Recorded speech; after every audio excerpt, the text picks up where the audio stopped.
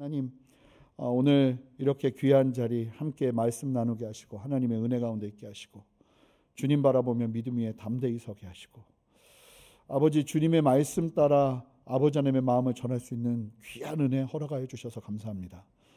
그냥 나오지 아니하고 하나님께 감사의 제물을 가지고 나온 분들도 기억해 주실 뿐만 아니라 하나님 앞에 드리고 싶어도 드릴 수 없는 아버지 어려운 상황 가운데 있는 분들이 있다면 하나님의 위로로 함께하여 주시고 이 시간 성령께서 우리 안에 충만하게 역사하여 주셔서 하나님의 마음 하나님의 뜻 온전하게 누리며 설 수 있도록 은혜 베풀어 주시옵소서.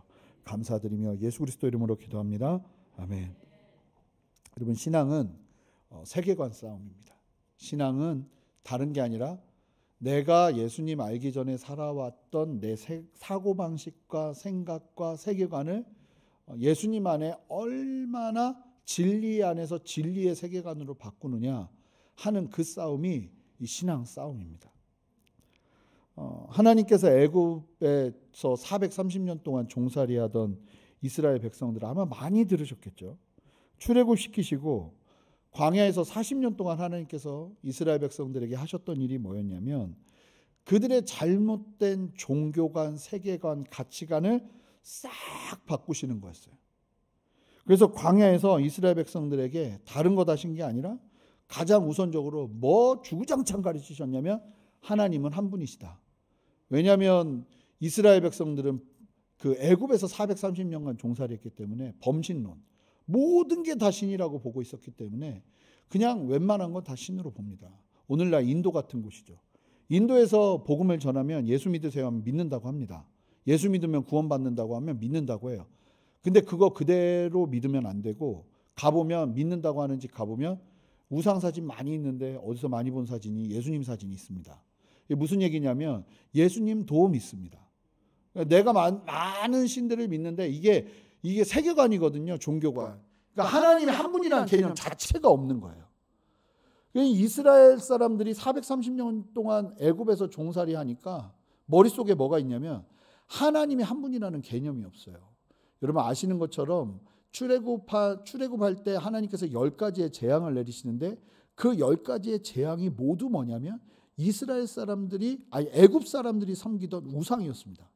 그러니까 그 재앙 중에 하나가 뭐냐면 종기였어요. 종기가 역청이 나거든요. 종기가. 그런데 뭘 얘기하는 거예요? 종기도 섬겼다는 거예요. 이도 벼룩도 섬기고요. 개구리도 섬기고요. 메뚜기도 섬기고요. 그러니까 그런 이스라엘 백성들한테 하나님을 예배라 하면은 이제 다 뭐 하겠어요? 자기들이 가지고 있는 그 세계관 그대로 가지고 예배하는 거예요. 그래서 모세가 이제 시내산에 올라가서 하나님의 말씀을 받을 때 이스라엘 백성들이 불안한 거예요. 모세가 안 보이니까. 그러니까 우리 예배해야겠다 하고는 아론을 꼬셔가지고 뭐 합니까? 황금송아지를 만드는데 이 사람들이 우리가 우상을 섬기자 이러면서 황금송아지를 만든 게 아니고 황금송아지를 만들어 놓고는 뭐라고 말하냐면 이 황금송아지가 우리를 애굽에서 인도한 하나님이라고 그럽니다. 그러니까 무슨 얘기냐면 하나님이 한 분이라는 개념 자체가 없는 거예요. 지금 모세가 만나는 하나님도 하나님이고 내가 만나는 하나님도 하나님인 거예요. 이 황금송아지도. 그러니까 여러분 십계명이 이상하지 않으세요? 왜 그렇게 하나님이 한 분이라는 게 그렇게 강조될까? 그걸 누가 모른다고. 우리는 그렇지만 이 애굽 사람들 그리고 이스라엘 사람들 430년 동안 그 땅에서 살던 애굽 사람 밑에 살던 이스라엘 백성들은 하나님 한 분이라는 개념 바꾸는데도 너무나 많은 시간이 필요한 거예요. 하나님께서 다 바꾸시는 거예요. 예배 완전히 바꿔버리시는 거예요.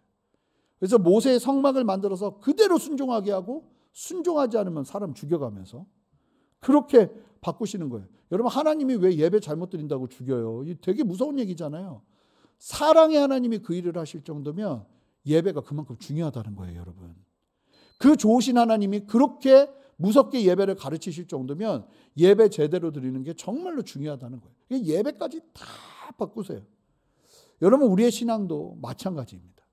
여러분들 맨 처음에 교회 와서 기도하고 예배드리고 찬양하고 헌금하고 뭐 봉사하고 헌신하고 다 하는데 다 어떻게 하냐면 내가 갖고 있는 세계관을 그대로 가지고 그냥 바꿔놓습니다. 그래서 내가 알던 기도의 대상만 바꾸는 거죠. 하나님으로. 내가 알던 뭐 찬양은 이런 것이겠지 하는 어렴풋이 생각하는 그 생각의 대상만 바꾸는 거죠. 그런데 우리가 해야 될 가장 중요한 게 뭐냐면 그 우리의 세계관을 완전히 내려놓고 진리 안에서 하나하나 고쳐나가는 겁니다. 사실은 제가 월요일, 화요일 동안 계속 이야기하고 작업한 것은 다른 것이 아니라 기도에 대한 패러다임을 성경적인 기도관으로 바꾸는 작업을 하기 위해서 말씀을 전한 겁니다. 여러분, 바꿔야 될 게 한두 개가 아니에요. 완전히 성경적인 세계관으로 무장하는 것이 필요해요. 그래서 사실은 영적 전쟁, 영적 전쟁 하는데 그 영적 전쟁에 있어서 가장 중요한 싸움은 세계관의 싸움이에요. 예를 들면 사랑도 그렇습니다. 여러분, 교회 와서 하나님은 사랑이라고 그러죠. 그리고 서로가 사랑해야 된다고 이야기합니다. 그런데 정말 놀라운 게 뭐냐면 그 중요한 사랑을 어떻게 해야 되는지 모르고 하나님은 사랑이다 하면 내가 아는 사랑의 개념에 하나님을 집어넣어 버립니다. 그리고는 그 개념으로 사랑하다가 상처받죠. 사람들은 사랑을 어떻게 생각하냐면 가슴 뛰고 설레게 하는 그런 게 사랑이라고 생각해요. 그러면 무슨 생각을 하냐면 결혼하고 나면 놀라운 것이 뭐냐면 그 가슴 뛰는 게 사라져요. 연애 때는 그렇게 뛰던 가슴이 생각해보세요. 결혼하고도 뛰면 심장마비로 다 죽습니다. 그러니까 결혼하고 나면 그게 사라지거든요. 그러면 세상 사람들은 다 무슨 생각을 하냐면 우리 사랑은 이제 끝인가 보다 이렇게 생각하거든요. 근데 놀라운 사실은 전 세계 어디에도 없는 사랑의 정의가 성경에 있는데 그 성경의 정의가 맞아요. 고린도전서 13장을 보면 사랑에 대해서 표현할 수 있는 얼마나 많은 표현이 있습니까? 근데 사랑은 하면서 처음으로 뭐라고 이야기합니까? 사랑은 오래 참는 데입니다. 이 연애하시는 우리 청년분들은 이해가 안 되시겠지만 결혼하신 분들은 맞아라고 생각할 겁니다. 근데 놀라운 사실은 그게 진짜 사랑이라는 거예요. 내 감정이 사라지고 오래 참아야 될 상황을 만나기 시작하면 그때가 사랑해야 될 때예요. 그러니까 우리 안에 그 개념이 없는 거죠. 하나님이 사랑이시다 하는 게 우리 안에 새겨지면 어떤 일이 벌어지냐면 하나님이 우리를 얼마나 오래 참으시는지를 바라보는 눈이 생겨요. 하나님이 얼마나 우리를 오랫동안 인내하시고 참으시면서 우리를 받아주시는지에 대한 눈이 생겨요. 그러니까 바뀌어야 되는 거죠. 그러면 우리가 하나님을 사랑하는 데 있어서도 뭐가 생기겠어요? 오래 참는 게 생기죠. 고린도전서에서 사랑에 대해서 이야기하는 말씀을 쭉 보면 사랑이라는 단어만큼 말고 제일 많이 나오는 게 뭔지 아십니까? 아니하고요. 아니하고. 사랑은 뭐 하는 거냐면 내가 하고 싶은 것을 안 하는 게 많아지는 게 사랑이에요. 이런 성경적인 개념으로 사랑을 바꾸기 시작하면 그때부터 사실은 가정에서의 나의 긴장이 풀어지기 시작하죠. 아, 내가 사랑해야 될 때구나. 이 사랑이 없다고 생각해야 되는데 사실은 이때가 사랑을 해야 되는 때구나. 이러면서 바뀌기 시작하는 거죠. 그런 변화들이 끊임없이 일어나야 되는 거예요. 그 중에 하나가 기도죠. 제가 이제 말씀을 계속 나누다 보니까 일반적인 종교심 안에서의 기도는 뭐냐면 소원을 이루는 수단입니다. 예수 믿기 전에 세상 사람들이 뭐 물 떠다 놓고 아니면 이 절에서 막 기도하고 막 하는 걸 보면 그 기도가 다 뭐의 수단이면 내 소원을 이루는 수단이란 말입니다. 물론 누구라도 예수 처음 믿을 때는 다 그 생각으로 기도를 시작하죠. 그런데 중요한 건 계속 그럴 수는 없다는 거예요. 우리가 어떤 상황 속에서도 하나님의 뜻이 무엇인지를 찾는 기도자의 자세로 들어가기 시작해요. 언젠가는. 여러분, 기도는 내 소원을 이루는 시간이 아니에요. 이 사무엘 시대의 이스라엘 백성들을 보면 왕을 달라고 계속 요구합니다. 하나님 앞에. 기도를 하는 거죠. 왕을 달라고. 우리에게 왕을 달라고. 그랬더니 하나님이 응답을 주세요. 뭐라고 응답 주시냐면 왕을 줄 텐데 그 왕이 니들을 굉장히 괴롭힐 거야. 내가 기뻐하는 게 아니야 라고 말씀을 하세요. 그런데 더 놀라운 건 뭔지 아세요? 이스라엘 백성들이 계속 왕 달라고 그래. 계속 왕 달라고. 그래도 괜찮으니까 왕 주세요. 그러니까 하나님께서 결국 이스라엘 백성들의 요구를 들어주십니다. 결과적으로 어떻게 되나요? 이스라엘은 솔로몬 왕 후기부터 패망의 길로 들어가기 시작합니다. 기억하셔야 되는 게 응답이 하나님의 뜻이라고 확신하지 마세요. 하나님의 뜻은 응답하시는 게 하나님의 뜻이 아닐 수도 있어요. 내가 기도했는데 기도한 대로 들어졌어요. 그러면 사람들이 다 무슨 생각을 하냐면 야, 이게 하나님 뜻이었나 보다 하고 기뻐하는데, 응답이 되어도 하나님의 뜻과 상관없을 수 있고 그것이 나를 힘들게 하는 결과를 가져올 수도 있어요. 무엇 때문에요? 잘못된 간구 때문에요. 우리의 인생 속에서 잘못된 간구로 하나님 앞에 계속 나가다 보면 우리가 뗐으면 하나님이 우리가 정말 죽을 일이 아니면 들어주실 때가 있어요. 그럼 그 응답 보고 아, 이게 하나님의 뜻이었나 보다 하는데, 여러분, 하나님의 뜻은 오직 이 성경 말씀에만 있는 거예요. 성경 말씀 안에서 하나님의 뜻을 찾고 기도하기 시작할 때 우리가 가장 건강한 길을 걸을 수 있는 거예요. 그래서 성경을 통해서 내가 무엇을 간구해야 되는지를 보고 하나님의 뜻을 발견하면서 간구하는 사람이 일어나야, 삶을 살아야지, 하나님 앞에 그저 이전에 가지고 있었던 나의 응답의 수단으로 기도를 사용하기 시작하면 어떤 일이 벌어지냐면 이스라엘 백성들이 보여주는 안타까운 모습을 그대로 보여준다는 거예요. 하나님이 그건 내 뜻이 아니라고 하는데도 그래도 나 이거 들어달라고 하고 있는 거예요. 성경의 말씀에 따라 하나님의 성품을 배우며 하나님의 결을 따라 기도하는 겁니다. 사도 바울이 내게 능력 주시는 자 안에서 내가 모든 것을 할 수 있다고 빌립보서에서 선포합니다. 그런 말을 담대하게 할 수 있는 사람이 과연 얼마나 있을까? 나 하나님 안에서 다 할 수 있어. 이런 얘기를 담대하게 할 수 있는 목사님도 많지 않을 거예요. 내가 원하면 하나님 안에서 내가 모든 걸 다 할 수 있습니다. 이런 이야기를 할 수 있는 사람이 얼마나 많을 수 있겠어요? 거의 없다고 보셔야 돼요. 그런데 그렇게 담대하게 말하는 이 바울의 메시지에는, 내게 능력 주시는 자 안에서 모든 것을 할 수 있다고 말하는 메시지 안에는 놀라운 하나님의 뜻이 있는 거예요.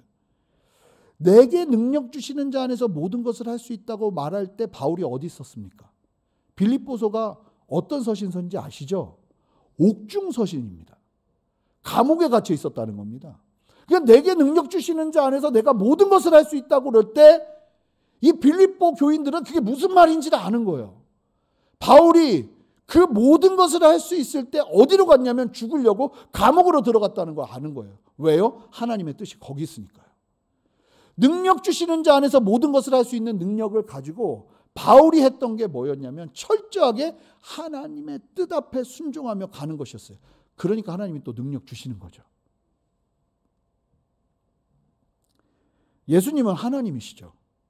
여러분, 삼위일체한 예수님, 우리가 믿는 정통 신앙은 예수님은 완전한 인간이시며 완전한 하나님이시라는 거예요. 할렐루야. 근데 만약에 예수님이 여기에서 이 땅에 오셨는데 완전한 인간이 아니었고 신적인 영역이 있어서 고통도 없고 아픔도 없었다, 이런 얘기하면 이단이에요. 예수님은 우리와 똑같은 것들을 느끼시고 똑같은 유혹을 받으셨어요. 완전한 하나님으로 오시고 완전한 인간으로 오신 거예요. 그러면 예수님은 하나님이세요. 자, 그러면 예수님이 공생애를 어떻게 사셨겠어요? 내 마음대로 살 수 있잖아요. 근데 예수님은요, 예수님도 모든 것을 할 수 있는 능력을 가지고 있는 그때에 그냥 내 마음대로 살지 않으셨어요. 예수님은 어떻게 사시는지 이야기하시는데, 요한복음 5장 19절 말씀 여러분의 목소리로 한 목소리로 힘차게 읽어주세요. 읽겠습니다. 시작.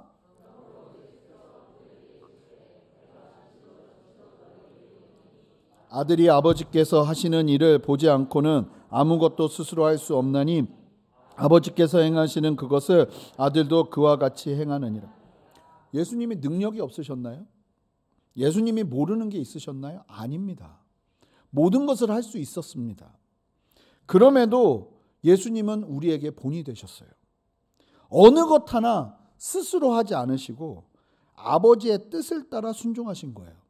사단이 예수님을 40일 금식하고 난 다음에 광야에서 나오신 예수님을 시험할 때 시험한 내용의 메시지, 주 메시지가 뭡니까? 네가 배고프면 돌도 떡으로 만드는 편법 쓰라는 거예요.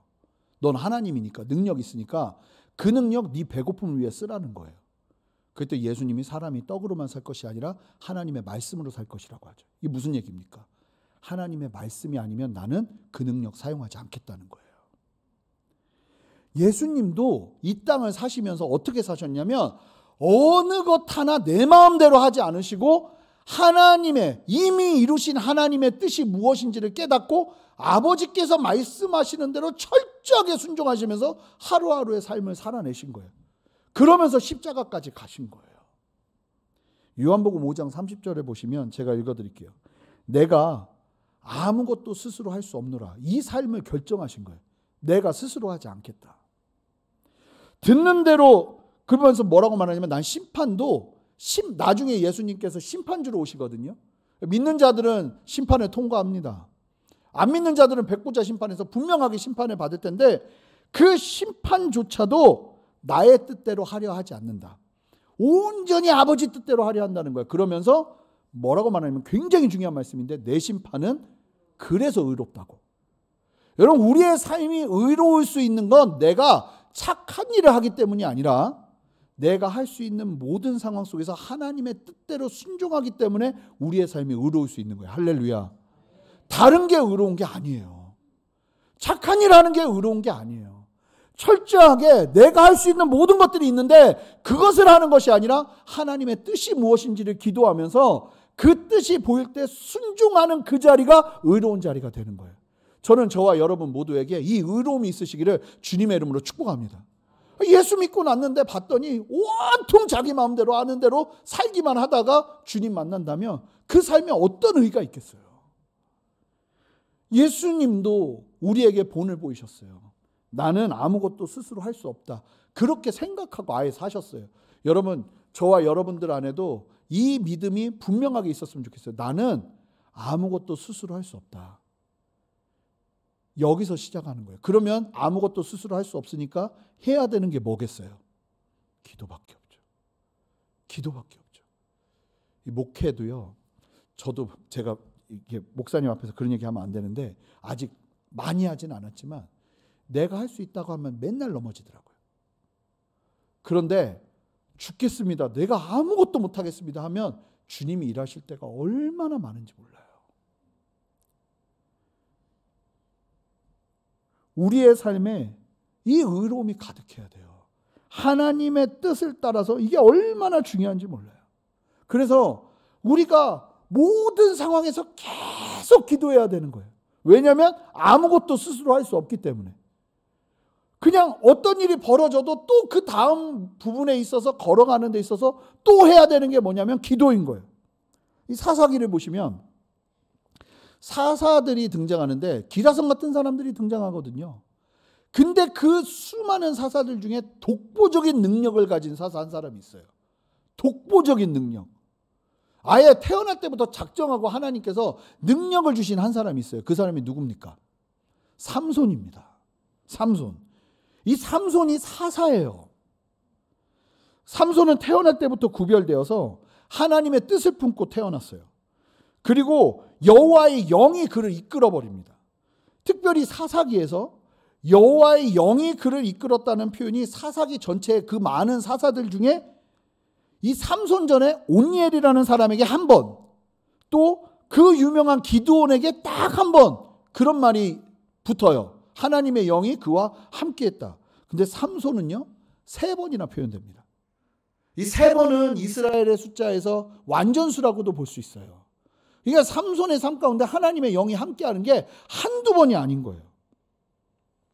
힘도 엄청났잖아요. 그런데 삼손의 인생을 보면 너무나 이상한, 사실은 성경을 많이 보신 분들은 아시겠지만 퀘스천이 일어나요. 과연 삼손이 사사인가? 이 사사다운 행동이 하나도 없어요. 하나님의 뜻을 알았는데 그 다음부터 능력을 가지고 어떻게 하나님의 뜻을 풀어내는지 아십니까? 자기 생각대로 하나님을 풀어내기 시작합니다. 그리고 하나님의 능력과 하나님의 비전을 가지고 뭐 하는지 아십니까? 자기 하고 싶은 거 합니다. 그래서 이방 여인과 결혼하려고 하고 주것 만지면 안 되고 독주 마시면 안 되는데 맨날 그거 어겨요. 지 하고 싶은 대로 해요. 능력 받고 하나님의 부르심 받고 하나님의 놀라운 능력이 함께 하는데 그 삶을 어떻게 풀어내냐면 내가 하고 싶은 거 하고 그리고 기도하지 않고 그 비전을 어떻게 이루어야 될까 하면서 블레셋을 내가 이렇게 괴롭혀야겠구나 하고는 자기의 머리로 삶을 풀어냅니다. 그러면서 풀어내는데 능력은 엄청 받는데 어떤 일이 벌어지는지 아세요? 점점 이스라엘의 천덕꾸러기가 됩니다. 하나님의 그 놀라운 능력을 가지고도 점점 이스라엘의 골칫거리가 돼요. 나중에는 이 삼손 때문에 이스라엘 백성들이 골치를 썩어요. 이 말도 안 되는 일이죠. 그런데 잘 보면 우리가 삼손처럼 삽니다. 비전을 달라고 기도해요. 그리고 하나님께서 비전을 주시고 나면 그 다음부터 머리로 풀어요. 그러다 보니 분명히 비전도 가지고 있고 하나님의 뜻도 알았는데 점점 내 인생이 천덕꾸러기가 되는 것이죠. 한국교회에 하나님께서 놀랍게 비전을 주셨어요. 저는 이 부분도 분명하게 있다고 봐요. 그 다음에 하나님이 주신 사명을 철저하게 기도하면서 순종의 걸음으로 걸어내야 되는데, 심지어는 목회자들조차도 부르심을 받아요. 사명자로 부르심 받아요. 그러면 목회자들 어떻게 사는지 아십니까? 대부분이 시스템에 자기를 맡겨버립니다. 나 부르심 받았으니까 그 다음에 뭐 공부하면 되지? 무슨 학위 따면 되지? 그 다음에 뭐 하면 되지? 그 과정 속에서 기도는 하죠.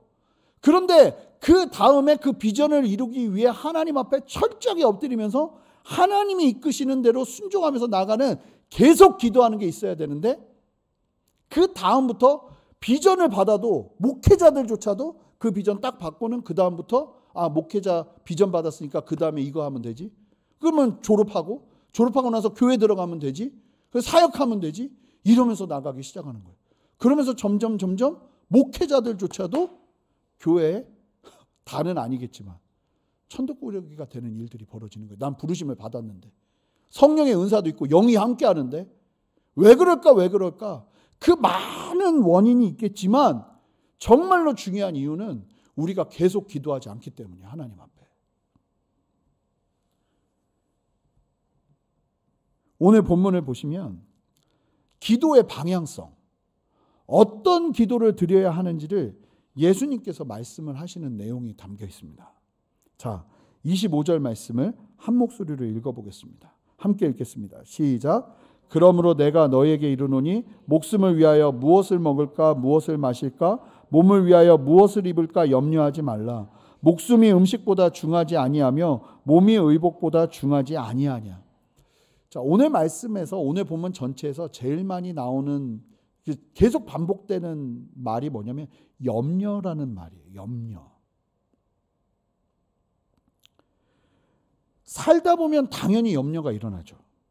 목숨을 위하여 무엇을 먹을까, 무엇을 마실까, 몸을 위하여 무엇을 입을까. 그런데 하나님께서 뭐라고 말씀하시냐면 염려하지 말라고. 이것 자체가 잘못되었다고 이야기하세요. 그러면서 뭐라고 말씀하시냐면 목숨이 의복보다 중하고 목숨이 음식보다 중하고 몸이 의복보다 중한데 염려하니까 어떤 일이 벌어지냐면 우선순위가 바뀌어버린다는 거예요.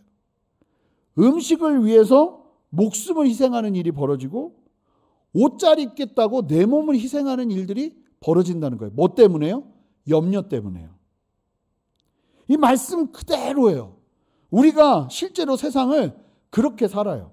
사실은 먹는 것보다 더 중요한 게 목숨인데 먹을 끼니를 위해 고민하는 시대가 지났는데도 염려는 더 많이 커지면서 어떤 일이 벌어집니까? 돈 때문에 사람이 죽고 좋은 것 입으려고 몸이 상하는 일이 벌어지기 시작하는 거죠. 그러면서 26절부터 32절까지의 말씀을 말씀하시는데 제가 읽어볼게요. 쭉 계속 좀 따라가 봐 주세요. 공중의 새를 보라. 심지도 않고 거두지도 않고 창고에 모아들이지도 아니하되 너희 하늘 아버지께서 기르시냐니 너희는 이것들보다 귀하지 아니하냐. 새도 기르시는데 너희가 귀하지 않겠냐는 거예요. 너희 중에 누가 염려함으로 그 키를 한 자라도 더할 수 있겠느냐. 또 너희가 어찌 의복을 위하여 염려하느냐. 들의 백합화가 어떻게 자라는가 생각하여 보라. 수고도 아니하고 길쌈도 아니하느니라. 그러나 내가 너희에게 말하노니 솔로몬의 모든 영광으로도 입은 것이 이 백합화 하나만, 이 꽃에 담겨 있는 이 놀라운 하나님의 신묘막직함만 못하니 오늘 있다가 내일 아궁이에 던져지는 들풀도 하나님께서 이렇게 입히시거든. 하물며 너일까 보냐? 믿음이 적은 자들아. 그러므로 염려하여 이르기를 무엇을 먹을까 무엇을 마실까 무엇을 입을까 하지 말라. 이는 다 이방인들이 구하는 것이라 너희 하늘 아버지께서 이 모든 것이 너에게 있어야 할 줄을 아시느냐. 지금 뭘 말씀하시는 건가요? 절대로 믿는 자들 염려하지 말라는 거예요. 하더라도 하루 넘기지 말라는 거예요. 그러면서 하나님께서 도전하시는 게 뭐냐면 기도예요. 자, 33절 한 목소리로 힘차게 읽겠습니다. 너무나 잘하는 구절이죠. 함께 읽습니다. 시작. 그런즉 너희는 먼저 그의 나라와 그의 의를 구하라. 그리하면 이 모든 것을 너희에게 더하시리라. 먼저 그 나라와 의를 구하라고 말씀하세요. 왜 이 말씀을 하시는 걸까요? 당시 이스라엘 백성들이 기도를 뭐 때문에 하냐면 염려 때문에 하느라고 진짜 기도해야 되는 아버지의 뜻을 놓치고 있는 거예요. 염려를 기도로 바꾸느라고 진짜 해야 되는 기도를 하지 않는 거예요. 너무나 많은 사람들이 염려를 가지고 그것으로만 기도하는 거예요. 당장 내일 어떻게 하지? 물론 당연히 우리의 일용할 양식을 위해서 구하라고 주기도문에서도 말씀하시죠. 그런데 염려로 인하여 우선순위가 바뀐 상태에서 간구하는 기도 생활에 대해서 하나님께서 예수님을 통해서 강력하게 도전하시는 거예요. 여러분, 기도는요, 영적 싸움입니다. 무슨 싸움이냐면 염려가 주는 도전을 가지고 기도할 것이냐, 아니면 그 염려를 주께 맡기고 하나님의 나라와 의를 구할 것이냐. 여러분, 하나님의 나라와 의가 뭡니까? 의. 아까 봤잖아요. 하나님의 뜻대로 순종하는 게 의롭다. 심판이 의로울 수 있는 이유는 하나님의 뜻대로 하기 때문에 의로운 거예요. 그러니까 결국은 뭐냐면 하나님의 뜻을 구하면서 그 뜻이 이루어질 수 있도록 기도하는 것을 먼저 하라는 거예요. 저와 여러분들 안에 이 기도가 먼저 일어나는 저와 여러분 되시기를 주님의 이름으로 축복합니다. 이게 영적 전쟁이에요. 그런데 내가 이 기도 하려고 하는데 계속 염려가 일어나니까 많은 사람들이 여기서 이 염려에 함몰되어서 하나님 앞에 진짜 간구해야 되는 하나님의 나라와 의를 구하는 그 기도를 하지 못하고 염려를 기도로 바꾸는 일들로 기도를 채워버리고 만다는 거예요. 그런데 주님께서 약속하시는 게 뭐냐면, 자, 33절 다시 보세요. 이 싸움에서 승리하면 그렇게 염려하는 문제들은 하나님이 다루실 거라는 거예요. 하나님이 반드시 하실 거라는 거예요. 그러니까 그 싸움 속에서 우리가 믿음으로, 그러니까 우리가 하나님 앞에서 거룩한 산제사를 드려야 된다고 말씀드렸잖아요. 하나님 앞에 순종한다는 게 다른 게 아니라 이 염려가 일어나는 나의 생각과 나의 불안과 하나님의 나라와 하나님의 뜻이 보여지는 그 믿음의 도전 앞에서 나의 불안을 내려놓고 하나님의 말씀대로 순종해 보는 거예요. 그럴 때 어떤 일이 벌어질까요? 이 모든 것을 더하시는 하나님의 역사를 보기 시작하겠죠. 담대해지는 거예요. 담대해지는 거예요. 너희는 먼저 그의 나라와 그의 의를 구하면 이 모든 것을 너에게 더하실 것이라고. 하나님의 나라와 의는 다른 게 아니죠. 하나님의 뜻이에요. 예수님께서 심판하는데 하나님의 뜻대로 심판하기에 내 심판이 의로울 것이라고 말씀하시는 것과 같이 하나님의 뜻을 따라 기도하기 시작할 때 하나님의 의가 우리의 삶 가운데 이루어지는 거예요. 그러면 이 모든 것, 너희들이 그렇게 염려하는 것, 뭘 먹을까, 뭘 입을까 하는 부분들을, 그렇다고 열심히 일하지 말고 기도만 하고 살라는 얘기 절대 아니죠. 그렇게 최선을 다해서 살아가되 그 최선을 다해서 살아가는 성도들의 입술에서 먼저 그 나라와 의를 구하는 이 영적인 싸움에서 그것을 선택하고 하나님 앞에 간구하는 입술의 고백이 일어나기 시작해야 된다는 거예요. 이기는 게 필요해요. 저는 저와 여러분 모두가 이 생수교회 성도님들 모든 분들이 반드시 이 영적 전쟁, 영적 싸움에서 승리하는 저와 여러분 되시기를 주님의 이름으로 축복합니다. 끝까지 하나님의 나라와 의를 위해 간구하는 것이 나의 삶의 우선순위가 되는 역사가 일어나기를 바라요. 그럴 때 하나님이 일하십니다. 제가 첫째 날 제 삶을 나누면서 말씀드렸잖아요. 오늘 이 본문 말씀 때문에 나의 염려를 내려놓고 하나님의 뜻대로 부르심에 집중하기로 결정하고 일을 하지 않으니까 내가 하나님 앞에 기도하고 그 말씀대로 하나님 앞에 전무하기로 한 거죠. 공부와 기도와 예배에. 그렇게 전무하기로 결정하고 나니까 하나님이 말도 안 되는 방법으로 제 인생 가운데 역사하시더라고요. 그러니까 그 경험을 하고 나니까 그 다음부터 힘이 붙는 거예요. 더. 내 필요보다 먼저 하나님의 뜻이 어디 있는지 구하기 시작하는 거예요. 진로를 놓고도 말씀드렸지만 하나님의 뜻을 구하는 거예요. 사실은 제가 2012년 12월에 졸업했거든요. 2012년 12월. 근데 2012년 제가 말씀드렸잖아요. 돈이 남아가지고 자동차 여행을 했다고. 근데 여행을 하는데 제 아내랑 옐로우스톤이라는 이제 미국을 가시면 이제 국립공원이 여러 군데가 있는데 대부분은 뭐 그랜드 캐년 막 이런 것만 얘기하시는데 미국 1호 국립공원은 옐로우스톤이에요. 이 옐로우스톤은 종합 선물 세트 같은 곳이에요. 그래서 뭐 계곡도 있고 눈이 있는 설산도 있고 이 화산 그것도 있고 막 별의별 게 다 있어요. 너무 신기해요. 근데 거기를 이제 자동차를 타고 갔어요. 3일 동안. 차를 타고 가서 거기서 캠핑하면서 뭐 정말 같이 그렇게 있으면서 그러면서 바로 밑에 또 그랜드 티턴이라고 막 무슨 병풍같이 막 엄청나게 멋있는 산들이 있는 또 국립공원이 바로 밑에 있어요. 근데 거기에 이 스네이크 리버라는 데가 있어요. 뱀 모양으로 생긴 강이라는 거죠. 근데 거기에 삼각지 같은 곳에 저희가 사이트를 예약해가지고 거기에서 이제 텐트를 치고 잤어요. 아침에 묵상을 하는데 아내랑 저랑 우리 오늘은 좀 자연을 보면서 좀 묵상을 해보자고. 그러고는 이제 자연을 보는데 삼각지가 딱 있었는데 한쪽은 강력한 스네이크 리버가 흐르고 있었고요. 한쪽은 시냇물이 이렇게 졸졸졸 흐르는 딱 거기 만나는 곳이었어요. 근데 제가 그 보면서 갑자기 시냇물을 보는데 갑자기 제가 어떤 마음이 드냐면 꼭 제 인생 같은 거예요. 아니, 나는 시원하게 저 강물처럼 막 내려가고 싶은데 맨날 돌에 걸리고 나무에 걸려가지고 졸졸졸졸 가는 제 인생이 너무나 답답한 거예요. 근데 그때 그 생각이 막 들고 있는데 하나님께서 갑자기 뭐라고 말씀하시냐면 정말 너무나 감동적으로 그래서 제 아내랑 그걸 적어놨어요. 뭐라고 말씀하시냐면 내가 공부를 마치고 나서 하나님께서 나를 이끄실 텐데 너 그때는 저 강물처럼 갈 거야.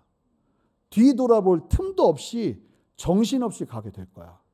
그래가지고 제가 너무 어이가 없어서 과연 우리에게 그런 날이 올까 하면서 적어놨단 말입니다.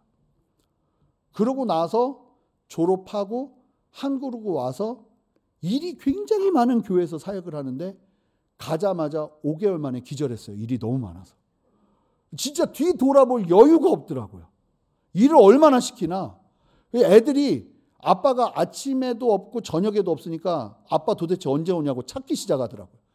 그러니까 뭐 너무나 정신없죠. 근데 하나님이 똑같이 보이시는 거예요. 근데 그 과정에서도 다른 걸 구한 게 아니라 내 길 어떻게 해야 되는 게 아니라 하나님의 뜻이 무엇인가 구하기 시작하는 거죠. 이제 처음으로 이제 제가 이전에 사역했던 그 부목사로 사역했던 교회를 가서 이제 전임을 시작하는데 교회가 굉장히 한 4,500명 정도가 이제 출석을 해요. 그리고 생긴 지가 얼마 안 된 교회, 매해마다 한 800명에서 900명의 새가족이 등록을 해요. 저는 새가족 훈련하는데 140명, 120명이 앉아있는 걸 처음 봤어요. 그리고 서울에 그런 곳이 없어요. 막 너무너무 부흥을 하는 거예요. 맨 처음에 갔는데 막 정신이 없고. 근데 제가 처음으로 맡은 공동체가 서초 공동체였어요. 무슨 얘기냐면 굉장히 잘 사는 사람들이 있는 데예요. 근데 교회 주차장을 딱 갔는데 어땠냐면 제가 받은 충격이 미국에서도 못 본 차가 여기 다 있더라고요. 정말로요. 미국에서 못 본 차가 여기 다 있는 거예요. 뭐 저희 동네에서는 못 보던 차였어요. 저는 대전 완전 토박이거든요. 저는 전 세계에서 제일 좋은 도시가 대전인 줄 알고 살고 있었는데 이제 강남에 있는 교회로 가니까 이게 집에 초대를 받는데 이게 안 그런 척을 해야 되는데 이게 기가 꺾이더라고요. 막 긴장이 되는 거예요. 너무 으리으리하니까 들어가면서도 태어난 척 우리 집에 온 것처럼 행동을 해야 되는데 그거는 안 되고 손은 이렇게 떨리고 막 이러는 거예요. 그러니까 얼마나 막 답답하겠어요. 게다가 이제 제가 유학하고 말이 유학이지 이 미국 텍사스 달라스라는 데서 있었거든요. 완전 시골이에요. 그러니까 다들 성도님들이 뭐라고 했냐면 텍사스에서 오신 분 같다고. 그게 뭐냐면 촌스럽다는 얘기를 그렇게 하시는 거예요, 저한테. 텍사스에서 오신 분 같다고. 그런데 그런 말들에 이제 위축이 되는 거죠. 그러면서 제가 이제 처음으로 신방을 하게 됐어요. 처음으로 신방을 하기로 했는데, 이제 가서 이제 신방해야 되는 곳이 이제 50대, 60대 여성 성도님들이 계시는 공동체 그 순이었어요. 저는 여자들만 있는 곳에 혼자 들어가 본 게 그때가 처음이에요. 그러니까 저는 공동체 목양을 해본 적이 없어요. 전 찬양인도만 했지. 그러니까 공동체를 처음 하는 거죠. 근데 신방할 수 있죠. 근데 저는 뭐 했겠어요. 그러니까 이건 계속 전 배우는 거니까 하나님 앞에 기도하죠. 하나님의 뜻이 어디 있습니까? 제가 가서 뭘 말해야 되겠습니까? 하나님 저에게 가르쳐 달라고. 내가 하고 싶은 얘기가 많이 있지만 그 얘기보다 또 하나님이 주신 마음 가지고 하고 싶은데 제가 뭘 말해야 되겠습니까? 기도하기 시작하는 거죠. 근데 성도님들이 계속 기대합니다 이러는데 미치겠더라고요. 기대 좀 안 했으면 좋겠는데 뭘 그렇게 기대를 해 하는 생각이 드는 거예요. 그러면서 하나님 앞에 기도를 하는데 갑자기 또 연락이 왔어요. 공동체 장로님이 함께 가겠대요. 그 느낌이 뭐냐면 어디 얼마나 잘하나 이걸 보려고 하시는 것 같은 거예요. 이러면 더 부담이죠. 그런 상태에서 기도를 하는데 하나님이 계속 어떤 말씀을 주시냐면 골로새서 3장 18절부터 25절인데 이 내용이 뭐냐면 아내들아 자녀들아 종들아 눈앞에 상전을 보지 말고 그 뒤에 계신 하나님 보고 충성해라. 이 말씀이에요. 그 말씀을 계속 주시는데 제가 진짜 기도하다 그랬어요. 하나님 나 이 말씀 가지고 가면 미쳤다고 그럽니다. 처음 공동체 신방 가는데 누가 이런 말씀 가지고 갑니까? 근데 계속 하나님이 그 마음을 주시는 거예요. 그래가지고 그럴 때는 아예 작정을 하고 다른 말씀을 아예 준비해 가지 않았어요. 이 말씀만 가지고 가는데 이제 걱정이 태산인 거예요. 이걸 도대체 어떻게 나눠야 되지? 어떻게 나눠야 되지? 그리고 들어갔는데 진짜 말 그대로 들어가자마자 막 정말 고상하신 분들이 목사님 오셨어요 하고 막 하는데 아무것도 안 보여요. 골로새서 말씀밖에 안 보여요. 이걸 내가 저들한테 어떻게 전해야 되지? 이 생각밖에 안 들어요. 그냥 그 상황에서 오셨어요 하고 앉아서 찬양하는데 그때 찬양 뭐였는지 기억 하나도 안 나요. 그러고서 이제 말씀을 전해야 되는데 도저히 이 말씀을 못 전하겠는 거예요. 이 분위기에 이 고상한 분들한테 이거 무슨 이런 얘기를 할 수 있을까 싶어서 제 말씀을 전하려고 하는데 먼저 한 주간 어떻게 지내셨는지 삶을 좀 나눠보자고. 삶을 나누자고 하는데 공동체에서 삶을 나눌 때는 첫 번째 타자가 중요해요. 그 사람이 어떻게 하느냐에 따라서 그 흐름대로 다 흘러갑니다. 근데 첫 번째 분이 저를 처음 보는데 삶을 나누는데 사실은 하면서 갑자기 사실은 하면서 울기 시작해요. 왜 그런가 했더니 시어머니 때문에 힘들어서 눈물을 흘리는 거예요. 그분이 시어머니 얘기를 하기 시작하고 나니까 그 다음 분도 사실은 하면서 모든 분들이 시월드 때문에 고통당하고 있었어요. 근데 그걸 나누는 걸 보면서 저는 소름이 끼치는 거예요. 할렐루야. 이 말씀 준비시키신 이유가 있었구나. 이 말씀 준비시키신 이유가 있었구나. 그래서 다 나누길래 제가 머리 이렇게 그쩍그쩍 하면서 참 신기하다고. 하나님이 나한테 이 말씀 준비하라고 그랬는데 전 제가 미쳤다고 생각했다고. 근데 한번 들어보세요 하고 그냥 본문만 읽었어요. 본문만 읽는데 게임 끝나는 거예요. 게임 끝나는 거예요.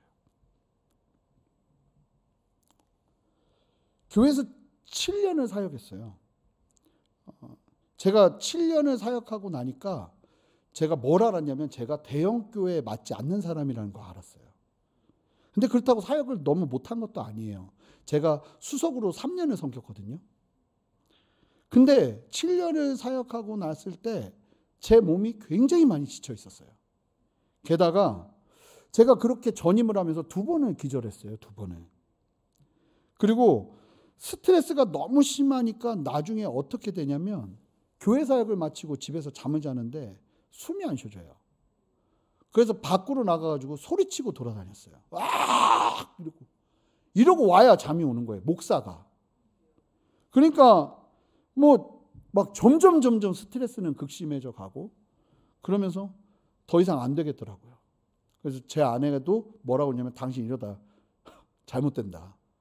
그래서 우리 그냥 같이 동일하게 어떤 마음이 드냐면 이제 그만둬야 되지 않을까라는 생각을 한 거죠.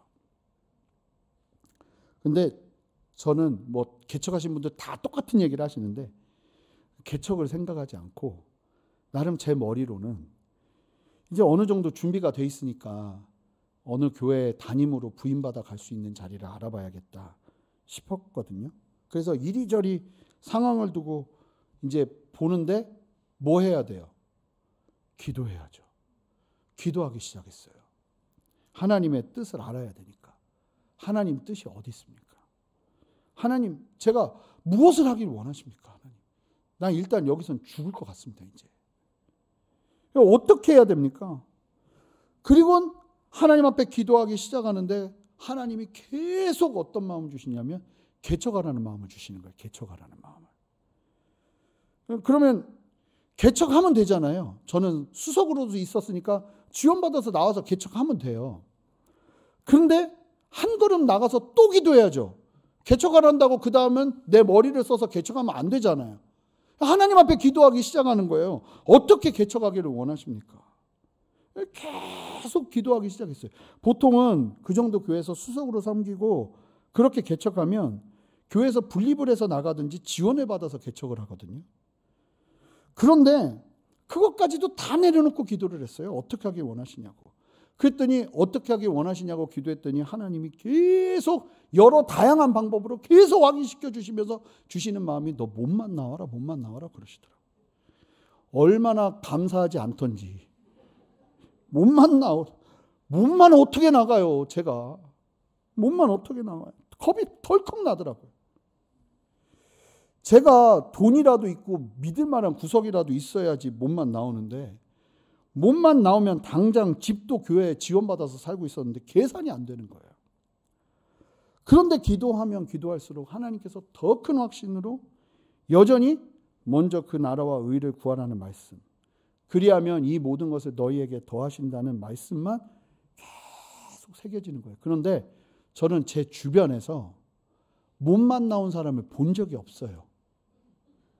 목사들이 개척을 할 때 아무도 몸만 나오지 않아요. 게다가 수석으로까지 섬겼는데 누가 몸만 나가요? 정신 나갔죠. 아무도 몸만 나가지 않아요.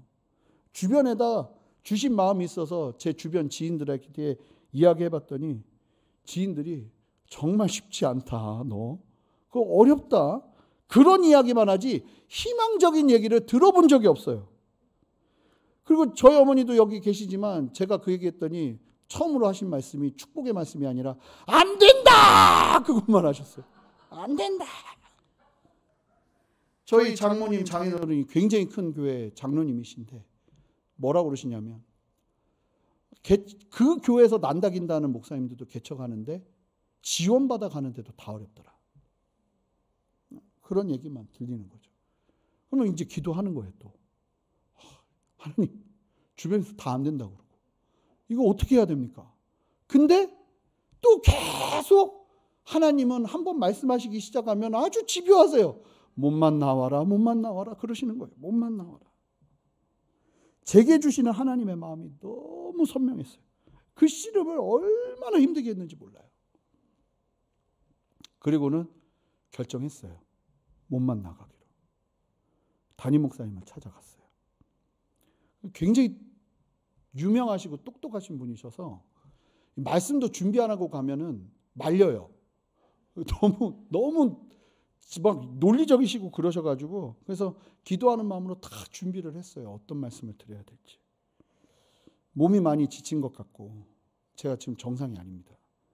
근데 개척에 대한 부담도 주시고 하니 우선 지금까지 저를 잘 인도해 주신 것만 해도 감사하고 저를 잘 세워주신 것만 해도 감사합니다.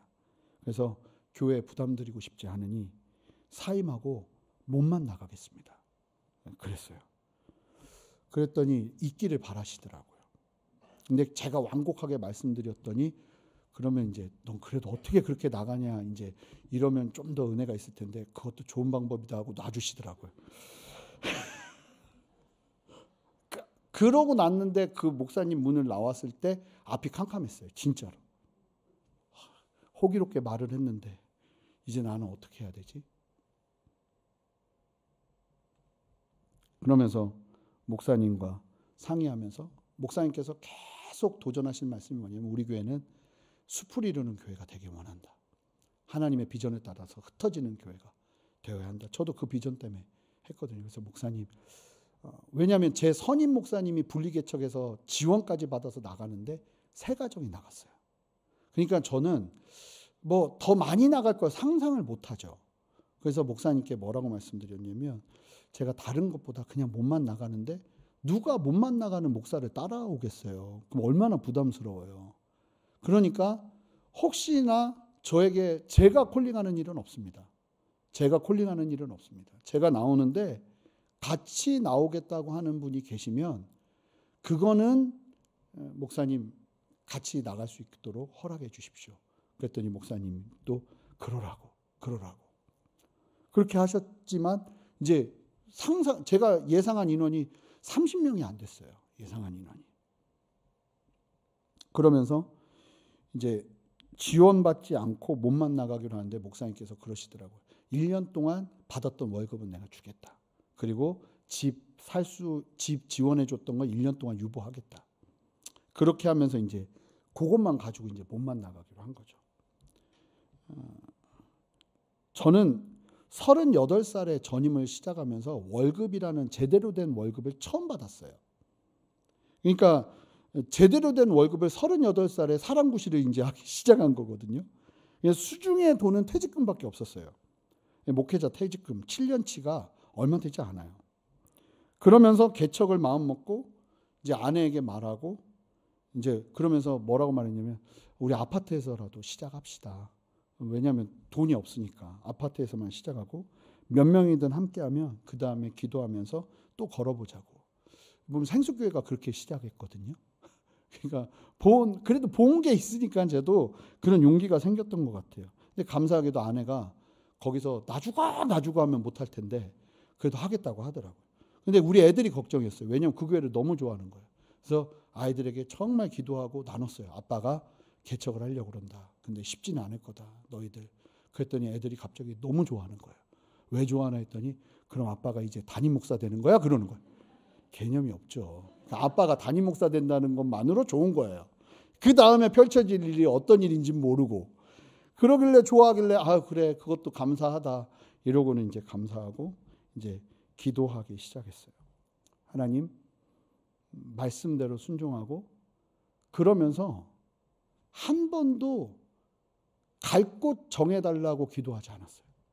진짜 말씀하신 그대로 하나님의 나라와 의를 구하기로 결정한 거죠. 그러면서 교회에서 준비 모임을 3번 할 수 있도록 하면서 목사님께서 한 번 광고를 해주셨어요. 이태재 목사가 개척하니까 함께하기 원하는 사람들은 그 모임에 가라고. 근데 그 모임 가기가 너무 부담스러운 교회 가장 중심부에서 그 모임을 하라고 하신 거예요. 그러니까 성도님들이 나 거기 못 간다고 막 그러시더라고요. 그러니까 더 안 올 것 같은 거예요. 더 안 올 것 같은 거예요. 왜냐하면 아무것도 없으니까 누가 오겠어요. 그래서 기도하면서 근데 갑자기 그 소식을 듣고 한두 분이 저에게 찾아오시더라고요. 목사님 같이 주님의 마음 가지고 가겠습니다. 그러면서 그분들하고 기도하기 시작했어요. 다른 기도 안 했어요. 하나님의 뜻 가운데 온전하게 하나님의 뜻을 이루는 교회 되게 해달라고. 그러면서 기도하면서 하나님이 순전한이라는 그 말을 많이 주셨어요. 그래서 세상에 이리로 가는데 순전한 양으로 가라고 말씀하시거든요. 이리를 상대하는데 양으로 가야 이길 수 있다고. 그래서 이제 교회 이름도 정하고 그러고서 이제 준비 모임을 하는데 저한테 막 불안한 거예요, 다들. 간다고 했던 분들도 불안하죠. 왜냐하면 잘못하면 너무 고생할 수 있으니까. 그래서 목사님 저한테 계속 전화가 오는 거예요. 무슨 전화가 오냐면 몇 명 올 것 같으세요? 몇 명 올 것 같으세요? 전화를 계속 하시는 거예요. 그래서 제가 많이 와야 30명 정도 되지 않겠냐고 생각해 본다고. 그랬더니 왜 이렇게 믿음이 없으세요? 그러시는 거예요. 근데 준비 모임을 시작했는데 100명이 왔어요. 그리고는 예배를 드리는데 100명이 다 가려고 온 게 아니라 목사님 너무 안 돼서 기도해 주려고 온 거예요.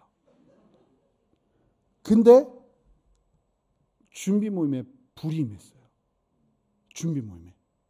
그래서 기도해 주러 왔다가 다 등록을 해버렸어요. 등록을 해버렸어요. 그러고 막 갑자기 사람들이 붙기 시작하니까 이 어떤 일이 벌어졌냐면 저희 집에 오면 다 서도 못 들어오겠는 거예요. 이제 장소가 있어야 되잖아요. 근데 조급하니까 장소를 구해야 된다고 막 또 그러시는 거예요. 근데 저희가 그 기도 하지 않았어요. 그거 하지 말자고. 그냥 하나님의 뜻과 하나님의 마음이 어디 있는지 보고 하나님 교회를 향한 주님의 마음 보여달라고 우리 그 기도하자고. 그래서 사실은 저희는 기도 모임 하면서 계속 그 기도만 했어요. 그랬더니 막 이 좀 현실적인 분들은 막 조급하신 거예요. 그러니까 뭐 암사동에 어디 뭐 지하에 있는데 뭐 거기 가보자고 하시고 막 그런데 안 갔어요. 저 안 갔어요. 안 갔어요. 그리고 진짜 구하지 않으면 안 될 상황이 될 때까지 때가 찼어요. 그러고 났더니 하나님 앞에 계속 기도하는데 하나님이 이제 좀 장소를 알아보란 마음을 주시더라고요. 근데 저희는 보증금 낼 돈도 없었어요. 보증금 낼 돈도. 그리고 서울 강남은 비싸요. 많이 비싸요.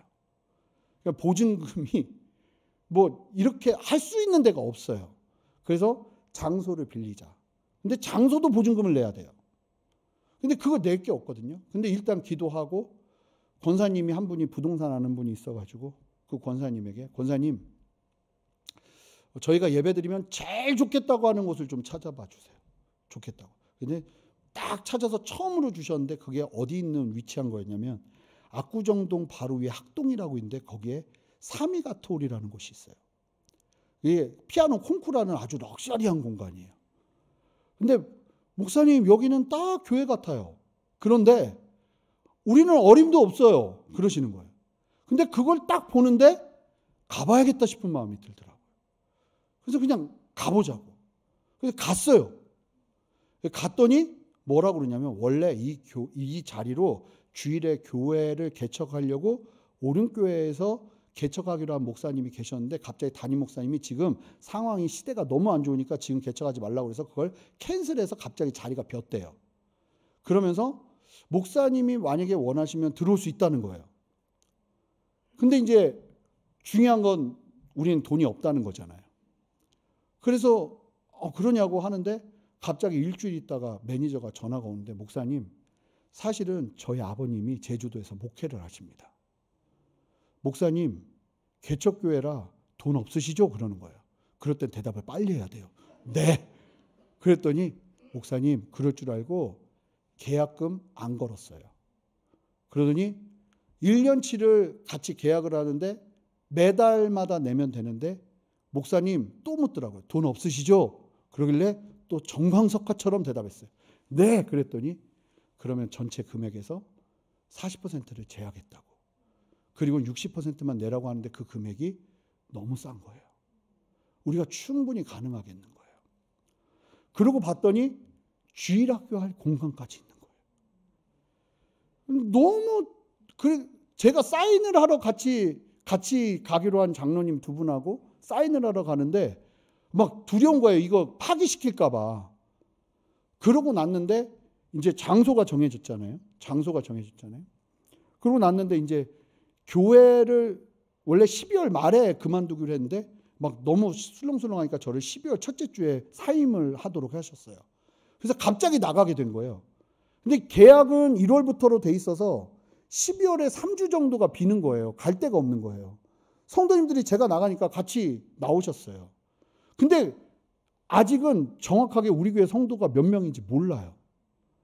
그런 상태에서 예배는 드려야 되는 거 아니냐고 하길래 급하게 알아봤더니 분당에 소극장 하나가 있는 거예요. 180석 정도 되는데.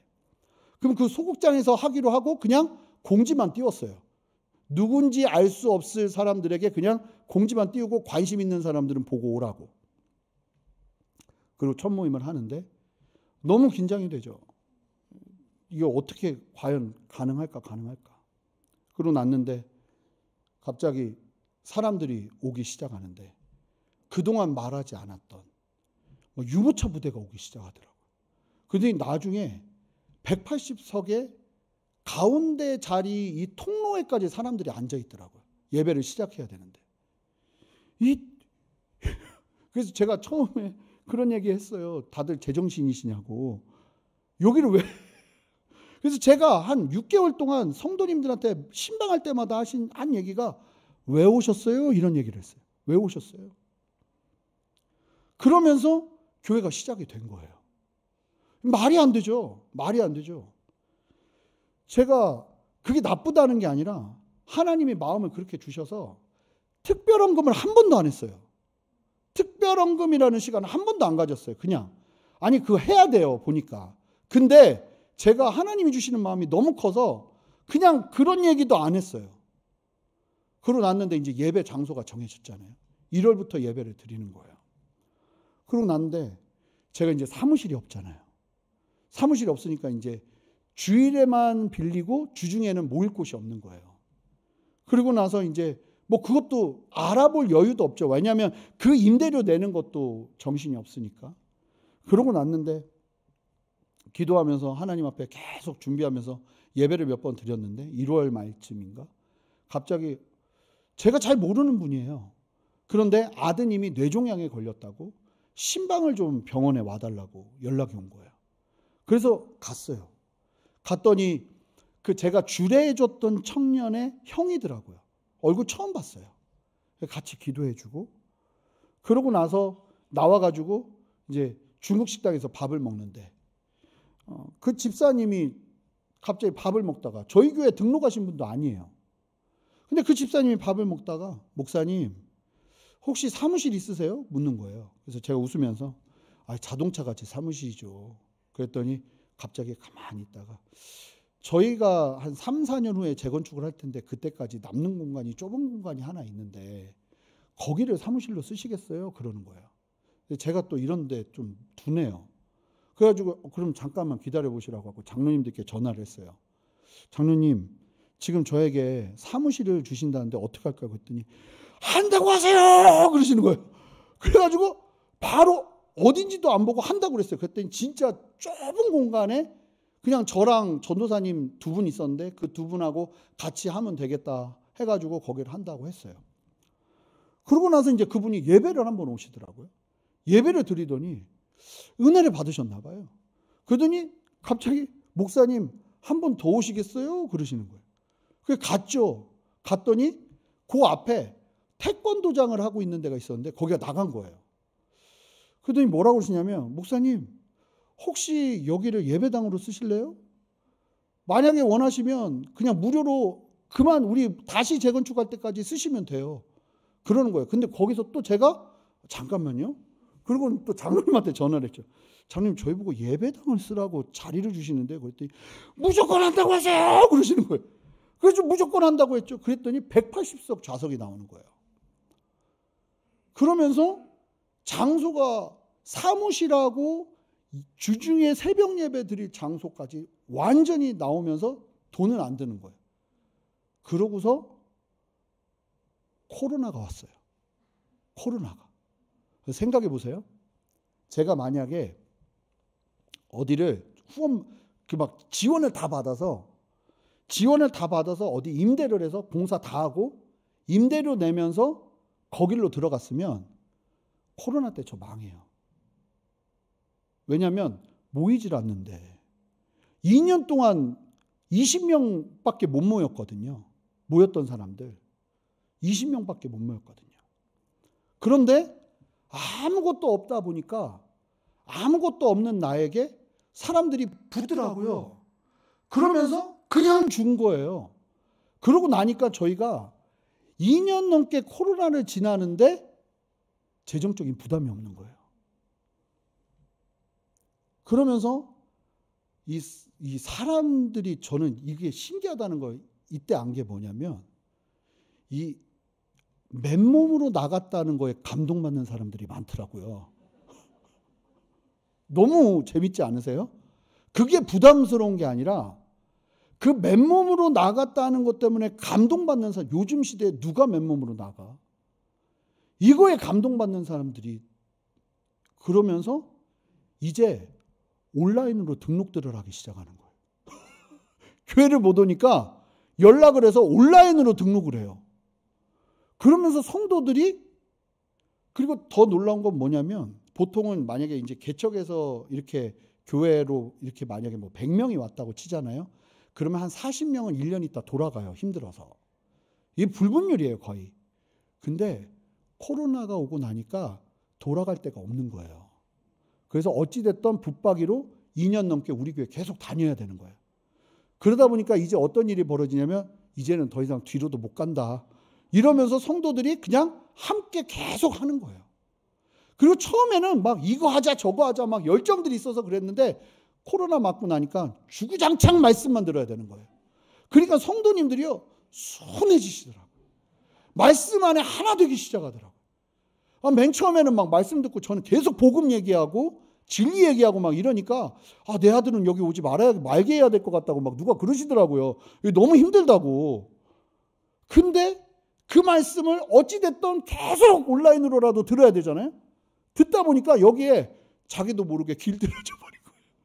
그러니까 이제는 그러려니 하고 아멘 하고 교회 안에서 흡수되기 시작하는 거예요, 사람들이.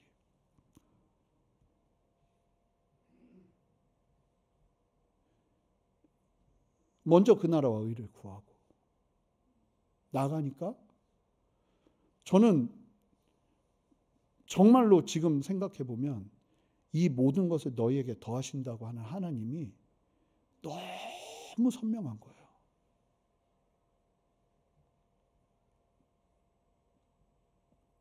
사람이 떡으로만 사는 게 아니라 하나님의 말씀으로 산다는 것을 하나님이 보여주시고 알려주시더라고요. 그리고 그 걸음 가운데 하나님이 이끄시더라고요. 염려가 우리로 기도하게 하는 것을 붙잡는 것이 아니라 하나님의 나라와 뜻을 붙잡고 정말 그 말씀을 가지고 순종하며 기도하기 시작할 때, 내가 계산하지 못하는 하나님의 지혜가 흘러가면서 하나님이 일하시고 역사하시는 것이 체험되는 은혜. 사랑하는 성도 여러분, 하나님은 살아계십니다. 여러분 믿으십니까? 하나님은 정말로 오늘도 살아계세요. 하나님 내 인생에 관심 있으실까? 관심 있는 정도가 아니라 여러분들을 창세 전부터 계획하셨어요. 그렇다면 하나님의 설계는 정확해요. 여러분 믿으시죠? 그런 우리들이 해야 될 게 다른 게 아니라 이 염려와의 영적 전쟁에서 이기셔야 돼요. 하나님의 나라와 하나님의 뜻이 무엇인지, 막 갑자기 어려운 일이 막 터져요. 자녀들한테 문제가 터져요. 그때 기도하셔야 돼요. 내 자녀가 이 상황을 통해서 우리가 하나님의 뜻을 붙잡아야 되는 게 뭔지 하나님 앞에 기도하기 시작해요. 그게 딱 보여요? 근데 그게 이런 감동일 수 있어요. 너 자녀 내버려 둬라. 너 돕지 마. 내가 도울 거야. 그럼 그때부터 내가 할 수 있는 손을 놓고 기도하기 시작하셔야 되는 거예요. 이 쉽지 않은 싸움에서 하나님의 말씀대로 순종하기 시작할 때 하나님이 행하시는, 내가 이 모든 것을 더하시는 것을 보기 시작하면 사람들 눈이 돌아버립니다. 눈이 돌아버리고 이게 얼마나 사람을 막 이 세상에선 비교할 수 없는 기쁨과 감사와 소망이 있는지 하나님이 이끄시는 거예요. 생수교회 안에, 여러분 생수교회는요, 정말 저는 그 많은 교회를 가봤지만 그 어떤 교회보다 성령의 역사가 뜨거웠던 교회였어요. 정말 막 뭐 이런 일이 다 있지 싶고, 근데 신학적으로도 해석이 안 되는 일들이 얼마나 많이 일어났는지 몰라요.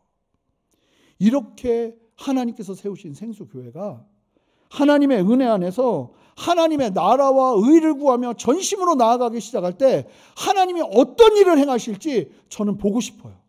뿐만 아니라 여러분들의 삶 가운데도 마찬가지예요. 여러분 이 말씀을 의지해서 여러분 이 싸움에서 승리하시기 바라요. 여러분들이 걱정되고 염려되고 두렵고 불안하고 한 그것이 여러분들을 기도하게 할 거예요. 근데 그거 붙잡으시면 안 돼요. 하나님의 뜻이 무엇인지 몸부림치면서 그 뜻이 보이면 그때부터 기도하기 시작하는 거예요. 최선을 다하기 시작하는 거예요. 그럴 때 하나님이 어떻게 그 모든 것들을 더하시는지 보셨으면 좋겠어요. 우리의 인생은요, 하나님의 의로 가득한 인생이 되어야 돼요. 이게 무슨 삶인지 아십니까? 내 뜻대로 한 게 하나도 없는 하나님의 뜻대로 이루어진 인생이요. 보니까 내가 하고 싶은 대로 다 했어요. 삼손처럼. 하나님의 능력도 받고 영의 충만도 받으면서 내가 하고 싶은 대로 다 했더니 그 결과가 어떻던가요? 주변에 아무도 없고 외롭고 힘들고 공허하고 내가 무엇을 위해 살았나? 예수 믿는데 말도 안 되는 이야기들이 나오는 이유가 바로 여기 있는 것입니다.